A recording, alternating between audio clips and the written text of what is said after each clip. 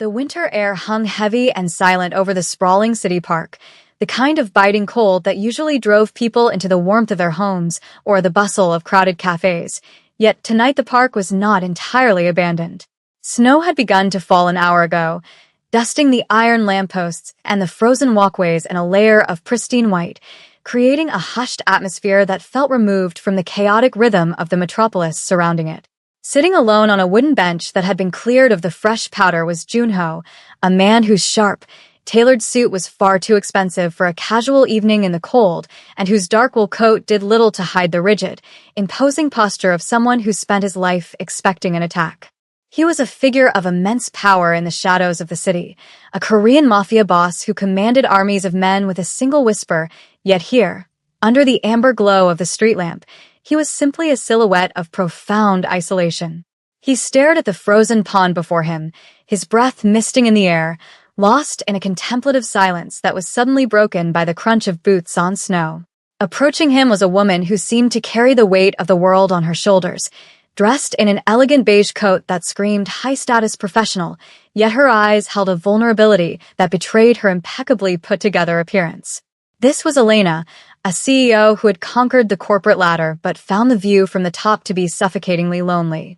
She hesitated for a moment, clutching her designer bag with trembling hands, watching the dangerous-looking man who radiated a do-not-disturb aura.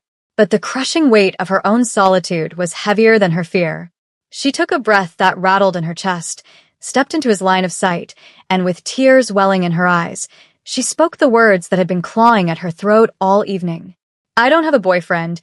Can I spend a day with you?" she asked, her voice cracking with a mixture of desperation and hope, the absurdity of the request hanging in the freezing air between them. Junho turned his head slowly, his dark eyes narrowing as he assessed the woman standing before him, his instincts instantly scanning for threats, wires, or weapons, but finding only a woman who looked as though she was shattering from the inside out. He was accustomed to people approaching him with fear, with greed, or with deceit, but never with such a raw, unvarnished plea for simple companionship. The silence stretched out, filled only by the soft sound of falling snow and the distant hum of traffic as he processed her request. He saw the way her knuckles were white from gripping her bag, the way the cold wind whipped a stray curl of dark hair across her face, and the undeniable sincerity in her tear-filled gaze. "You do not know who I am," Junho said, his voice a low baritone that rumbled with a warning, yet lacked the usual malice he reserved for his enemies. Elena shook her head, a tear finally escaping and tracing a warm path down her cold cheek. "I don't care who you are," she replied, her voice gaining a fraction more strength. I have everything, and I have nothing. I didn't want to be alone tonight." Please, it was a confession of weakness that a woman of her stature would never admit in a boardroom, but out here in the anonymity of the winter night, the armor had fallen away. Junho looked at the empty space on the bench beside him, then back at her.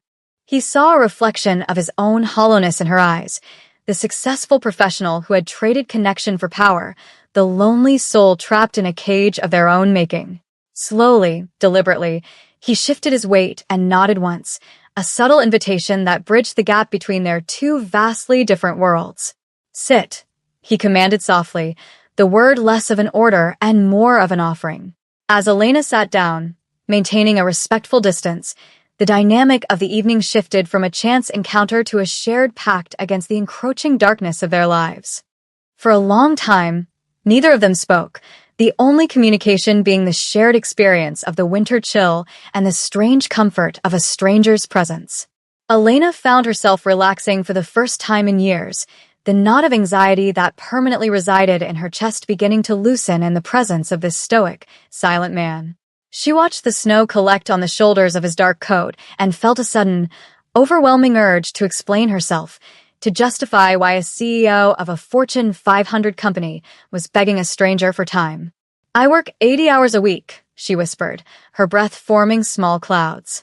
"I have 3 assistants, a driver, and a penthouse I rarely see.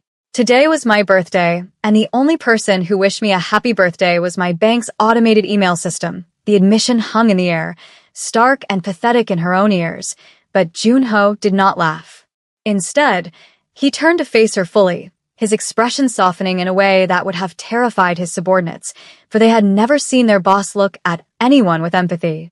"I have 1,000 men who would die for me," Junho replied, his voice carrying the weight of his violent legacy. "But I cannot remember the last time someone asked to sit with me without wanting a favor or a promotion. It was a rare exchange of truths, two titans of their respective industries stripping away the titles and the accolades to reveal the human beings underneath.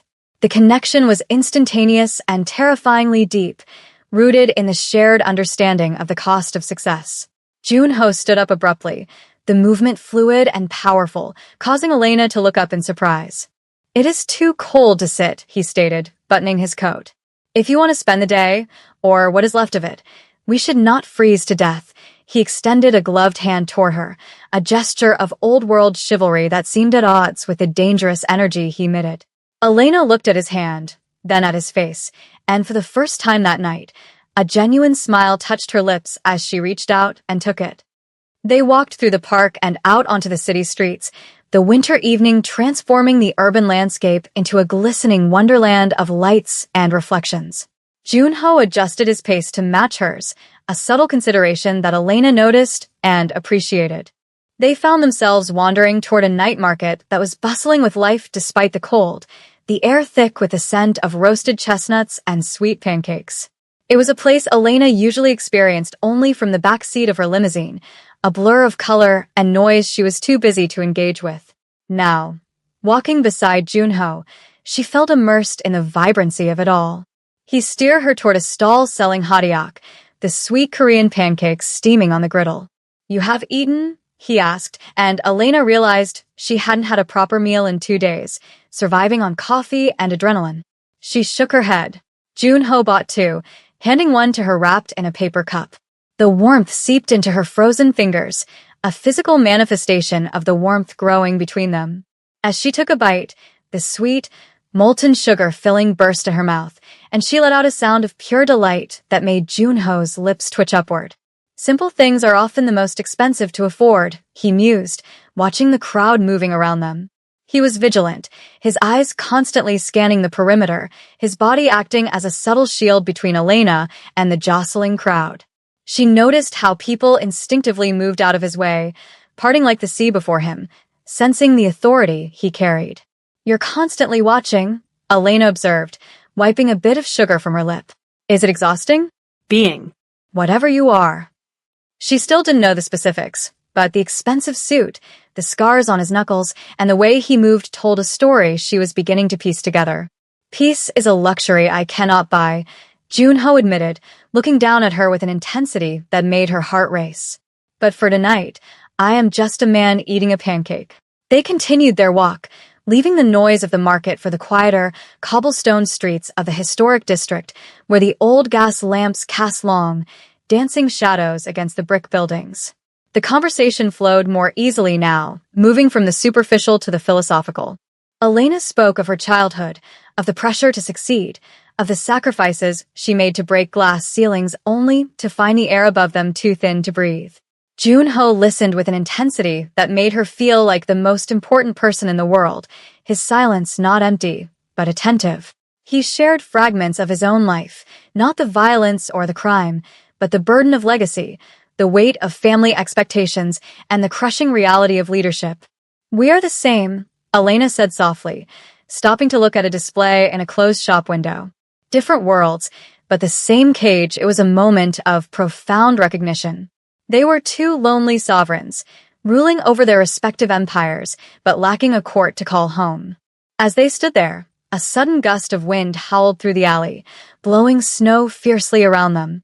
Elena shivered violently, her beige coat insufficient against the dropping temperature. Without hesitation, Junho unbuttoned his heavy wool coat and draped it over her shoulders. The garment was heavy, smelling of expensive cologne, tobacco, and the crisp winter air. The warmth of Junho's coat was a heavy, grounding weight on Elena's shoulders, a stark contrast to the biting wind that swirled through the narrow alleyway of the historic district, and as they emerged into a small, cobblestone plaza, the atmosphere shifted from the intimate silence of their walk to a scene of unexpected innocence. In the center of the plaza, Illuminated by the soft glow of fairy lights strung between the trees, a young girl of no more than 6 years old was packing snow into a lopsided mound, her bright pink snowsuit a vivid splash of color against the monochrome night. She seemed entirely unbothered by the cold or the late hour, humming a tune to herself while a frantic-looking woman, presumably her mother, was distracted by a phone call a few yards away. As Elena and Junho approached, the little girl stopped her work and looked up, her eyes wide and piercingly intelligent, fixing her gaze not on Elena, but on the imposing figure of Junho. Most children would have shied away from the scar on his brow or the dangerous stillness that defined his presence, but this child simply tilted her head, her curiosity overriding any instinct for caution. She waddled over to them, the snow crunching loudly under her small boots, and pointed a mitten-covered hand at the oversized coat draped over Elena. "That is too big for you," the child stated with the absolute, unshakable confidence that only the very young possess, her breath puffing out in small white clouds. Elena chuckled, a genuine, bubbling sound that surprised even herself. "Yes, it is," Elena replied, crouching down to be at eye level with the girl. "My friend lent it to me because I was cold." The little girl looked from Elena to Junho, her gaze scrutinizing the Mafia boss who had frozen statues of men with a single glare. "He is not cold?" she asked, looking at Junho's suit jacket, which was far too thin for the freezing temperature. Junho, who had faced down armed hitmen without blinking, looked momentarily struck by the child's direct concern. He slowly crouched down as well, his movements careful and deliberate, bringing himself to the girl's level. "I am used to the cold, little one," he said, his voice dropping to a gentle rumble that lacked its usual sharp edge. The girl frowned, unsatisfied with this answer, and reached out to pat his knee with her snowy mitten. "Nobody is used to the cold," she corrected him with profound simplicity. "You just forgot how to be warm because you gave away your shell." The words hung in the air, piercing through the layers of pretense they had both been wearing. It was a devastatingly accurate observation that stripped Junho of his tough exterior and exposed the sacrificial nature of his earlier gesture. He stared at the child, his dark eyes widening slightly, realizing that this innocent soul had seen through the carefully constructed armor of the boss to the man underneath who was willing to freeze so another could be comfortable. The child's mother quickly hurried over, apologizing profusely and ushering the girl away, but the echo of the interaction lingered long after the plaza fell silent again, leaving Elena and Junho standing in the aftermath of the unintentional truth bomb. They walked to a nearby stone bench that had been cleared of snow, the mood between them shifting from casual companionship to something deeper and more vulnerable. Elena pulled the coat tighter around herself, not just for warmth now, but as if trying to physically hold onto the shell the child had mentioned. "She was right, you know," Elena said softly, breaking the silence as they sat down, the distance between them on the bench significantly smaller than it had been at the park hours ago. "You act like you're made of stone, Junho, but you're just." Waiting, Junho leaned forward, resting his elbows on his knees, staring at his clasped hands. The encounter with the child had unearthed a buried ache in his chest, a longing for a life he had disqualified himself from the moment he took his blood oath. "In my world," he began, his voice rough with suppressed emotion, "to be warm is to be weak. If I show I feel the cold, my enemies will burn me." He turned his head to look at her, and the street lamp caught the raw honesty in his expression. "But looking at that child, I realized I have built an empire of ice. I have money, power, respect. But I do not have anyone to worry if I am cold." Elena felt a lump form in her throat, recognizing the mirror image of her own life in his words. She had chased the corner office and the title of CEO, sacrificing relationships and family on the altar of ambition, only to find that success was a cold bedfellow. "I wanted that," Elena whispered, tears pricking her eyes again, though this time they weren't from sadness, but from release. "I wanted a little girl in a pink snowsuit. I wanted to be the one distracted on the phone while my family played. But I told myself I didn't have time. I told myself next year, next promotion, next deal. And now, I'm just a woman in a borrowed coat." It was a moment of shared grief for the lives they hadn't lived, a mourning of the paths not taken. Junho reached out, his hand hesitating for a fraction of a second before covering hers where it rested on the bench. His skin was cold, but his touch was electric, a bridge between their two lonely islands. "It is not too late," he said, though the uncertainty in his voice betrayed his own doubts. "Tonight, at least, we are not a CEO and a criminal. We are just two people trying to find the warmth." As the night deepened and the city began to settle into the darkest hours before dawn, the reality of Junho's dangerous existence threatened to shatter the fragile bubble of normalcy they had created. A sleek black sedan rolled slowly past the plaza, its tinted windows impenetrable, and Elena felt Junho's entire demeanor shift instantly. The muscles in his arm coiled tight beneath his shirt, and his gaze sharpened into a lethal instrument as he tracked the vehicle. He withdrew his hand from hers, the loss of contact immediate and jarring, and stood up, placing his body subtly between her and the street. The car didn't stop, eventually turning a corner and disappearing, but the spell was broken, replaced by the adrenaline of survival. "You should go," Junho said, his voice reverting to the clipped, commanding tone of the boss, though his eyes betrayed a desperate desire for her to stay. "It is not safe for you to be seen with me. The day you asked for. It is dangerous." He was trying to push her away, to retreat behind his walls to protect her, a noble but heartbreaking reflex. Elena stood up, the oversized coat swaying around her ankles, and looked him dead in the eye, refusing to be dismissed like a subordinate. "I asked for a day," she stated firmly, stepping into his personal space until she could see the flecks of gold in his dark irises. "A day is 24 hours, Junho. We have hours left. I am not afraid of your world because, for the first time in 10 years, I don't feel afraid of being alone." She saw the conflict warring within him, the instinct to protect her versus the selfish, human need to keep her close. He looked at her, really looked at her, seeing the strength that had propelled her to the top of her industry, a resilience that matched his own. "They will not understand you," he warned, gesturing vaguely to the city that slept around them, implying the judgment of society, the danger of his rivals, and the impossibility of their pairing. "I am a monster to them." Elena reached out and took his hand again, pulling it back to her, defying the invisible threats that surrounded him. "Then let them look," she challenged, squeezing his fingers. "Because right now, you're the only person who saw me when I was invisible." It was a declaration of loyalty that stunned him. In his line of work, loyalty was bought with blood or money, never given freely by a stranger in a beige dress. He let out a long, shuddering breath, the tension draining from his shoulders as he accepted her decision. "Okay," he whispered, surrendering to the connection. "Then we will finish the day." They decided to escape the suffocating grid of the city streets, hailing a cab. Junho refused to use his own drivers, wanting to keep this pocket of time uncontaminated by his organization, and heading toward the harbor, a place where the skyline met the sea. They walked along the pier as the sky began to lighten, the ink-black darkness slowly giving way to a bruised purple and deep blue. The water lapped rhythmically against the wooden pilings, a soothing, repetitive sound that filled the silence between them. They didn't speak much during this final stretch. Words felt unnecessary, redundant in the face of the profound emotional shift that had occurred over the last few hours.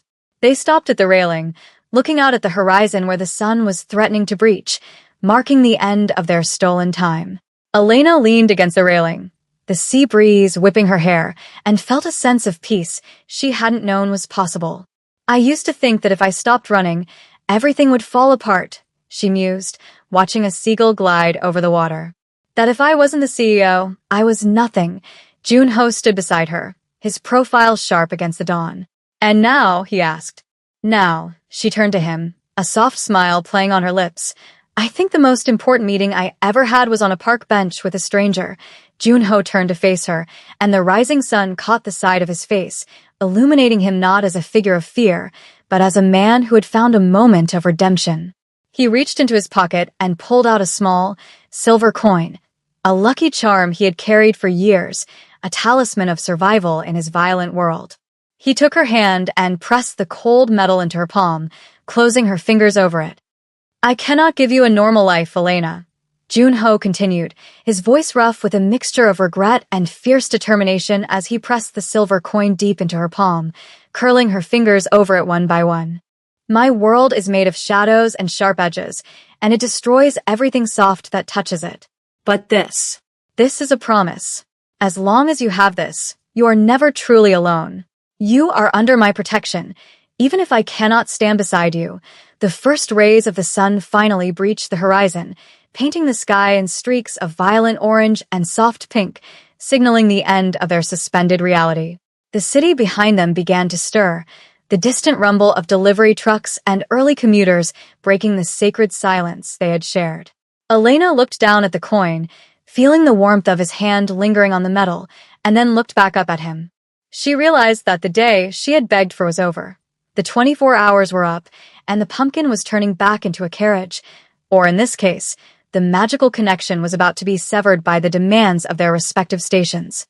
Slowly, with a heaviness in her movements that had nothing to do with fatigue, she reached up and unbuttoned the heavy wool coat that had shielded her from the winter night. As she slid it off her shoulders, the cold morning air hit her silk dress, biting and sharp, but she found she didn't shiver. The warmth Junho had ignited within her, the validation of being seen, the comfort of shared vulnerability, radiated from the inside out, providing a shield far stronger than wool or cashmere. She held the coat out to him, a symbolic return of his armor. "I don't need a normal life," she whispered, her voice steady despite the tears threatening to spill. "I just needed to know that I wasn't the only one trapped in a glass tower. You gave me more than a day, Junho. You gave me permission to be human again." Junho took the coat, his fingers brushing against hers, a touch that sent a jolt of electricity through them both, searing the moment into their memories. He didn't put the coat back on. Instead, he draped it over his arm, as if putting it back on would erase the openness he had achieved with her. "Go," he said softly, the single word laden with the pain of letting her go. "Before the city wakes up and tries to tell us who we are supposed to be." Elena turned and walked away, her heels clicking rhythmically on the wooden planks of the pier, a sound that echoed like a countdown. Every instinct in her body screamed at her to turn around, to run back to the dangerous man with the sad eyes, to beg for another hour, another minute. But she kept walking, clutching the silver coin in her hand so tightly it left an imprint on her skin. She didn't look back, not because she didn't want to, but because she knew that if she saw him standing there alone against the sunrise, she would never be able to leave. Behind her, Junho watched her figure recede, his heart hammering against his ribs in a way it never did during a raid or a negotiation. He waited until she turned the corner and vanished from sight before he finally allowed himself to exhale, the breath shuddering out of him as a cloud of white mist. He looked at the empty space beside him, then at the rising sun which illuminated a world that looked different than it had yesterday. It was no longer just a battlefield to be conquered or a territory to be defended. It was a place where she existed. A sleek black car pulled up silently to the curb 100 yards away, his men finally moving in to retrieve him now that the civilian was gone.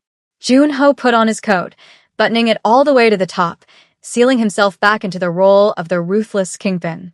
But as he walked toward the car, his hand went to his pocket, not to check for his weapon, but to touch the empty space where his lucky coin used to be.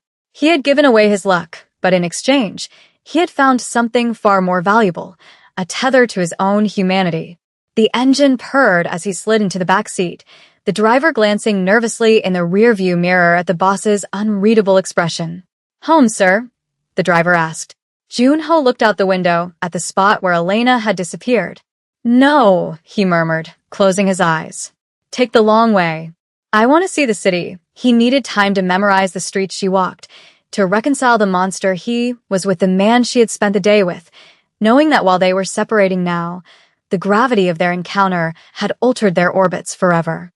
3 months had passed since that winter night, and the biting frost of the city had given way to the tentative, hopeful green of early spring. In the glass-walled corner office on the 45th floor, Elena sat behind her massive mahogany desk, but the atmosphere of the room had fundamentally changed. Gone was the frantic, terrified energy of assistants scurrying to avoid her wrath. Instead, there was a calm, focused efficiency. Elena was reviewing a merger contract, but her hand rested on a small, silver coin that sat atop a stack of papers, using it as a paperweight. It was her anchor.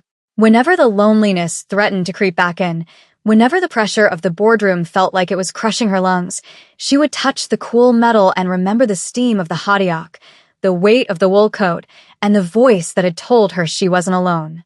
She checked her watch. It was 5 p.m. In the past, this would have been the middle of her workday, a time when she was just revving up for another 6 hours of grinding isolation. Today, however, she closed the folder, capped her pen, and stood up.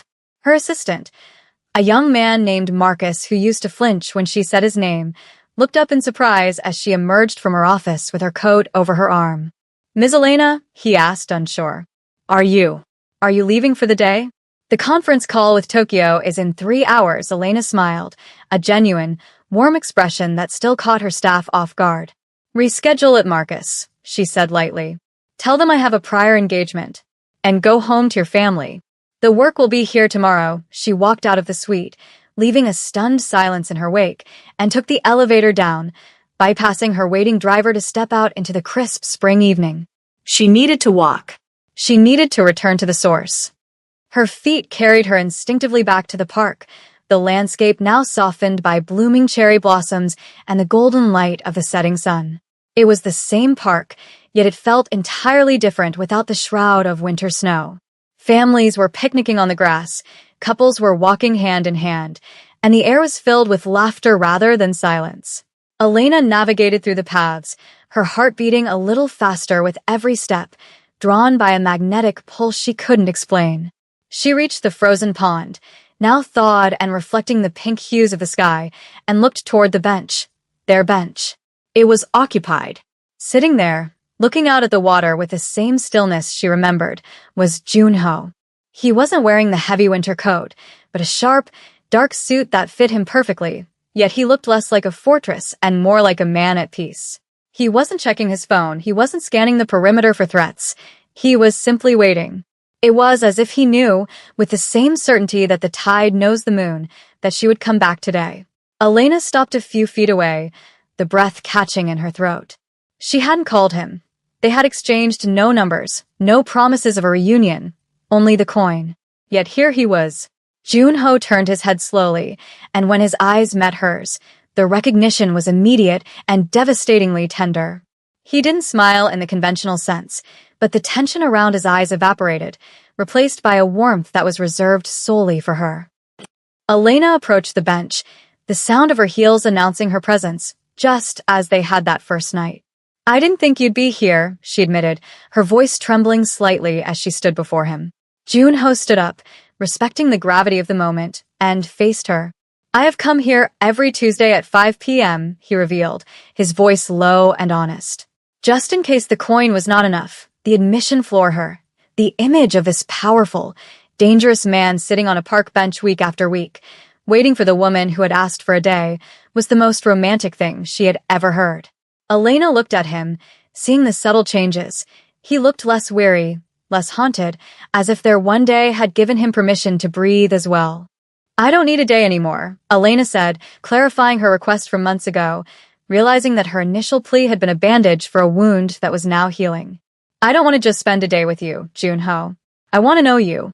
The real you. Not the boss, not the protector. Just you." Junho reached out and took her hand, his grip firm and familiar, grounding her instantly. He looked at the woman who had braved his world with nothing but vulnerability and saw the only future that mattered. "Then sit," he said, echoing his first invitation, but this time his tone was filled with hope rather than resignation. "We have time."